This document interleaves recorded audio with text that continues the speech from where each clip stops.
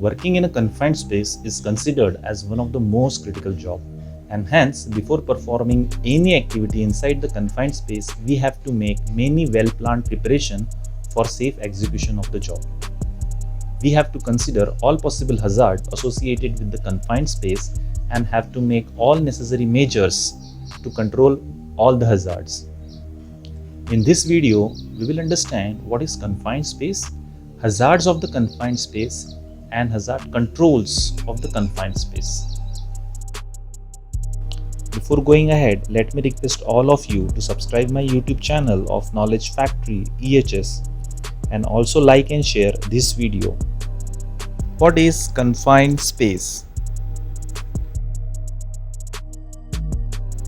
Confined space is defined as the space which has limited or restricted means of entry or exit, and is large enough for a person to enter and to perform a task, and is not designed or configured for continuous occupancy.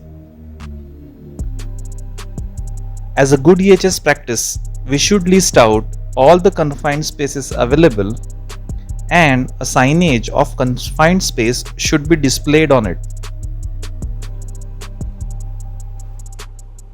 Hazards of confined space. Toxic atmosphere. It may cause impairment of judgment, unconsciousness, and even death. Flammable or explosive atmosphere. Excessive heat. Oxygen deficiency inside the confined space.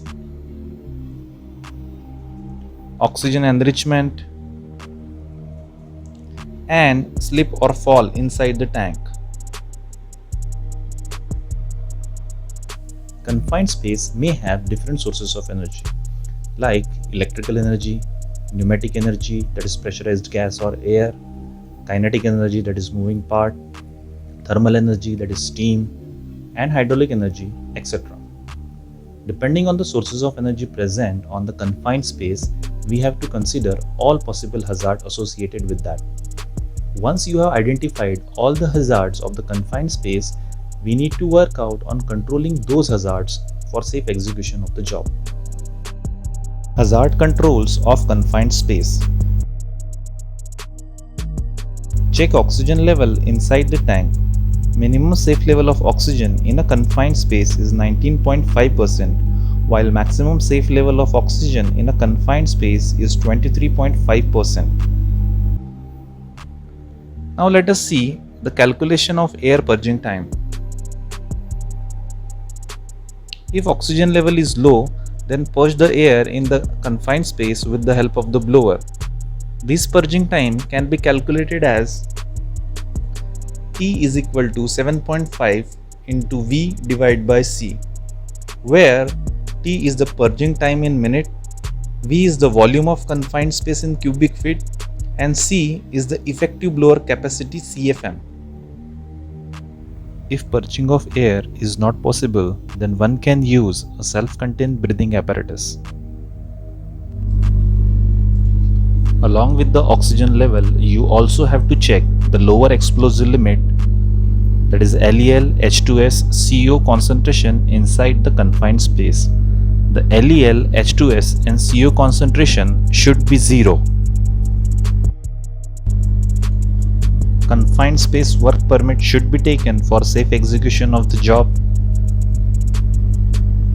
Confined space entry tripod should be used. This will ease the rescue of working person inside the tank. Dedicated vessel attendant should be provided to monitor the activity, and he should not perform other duties. Access equipment, that is ladder, should be provided for easy entry and exit of working person. Apply Lototo so as to isolate all the sources of confined space before entry. Person entering in the confined space and vessel attendant should be well trained, and both should be well aware of all hazards. Basic PPEs like helmets, safety shoes or gumboot, harness, safety goggle, hand gloves, cartridge respirator, etc. should be used by the working person.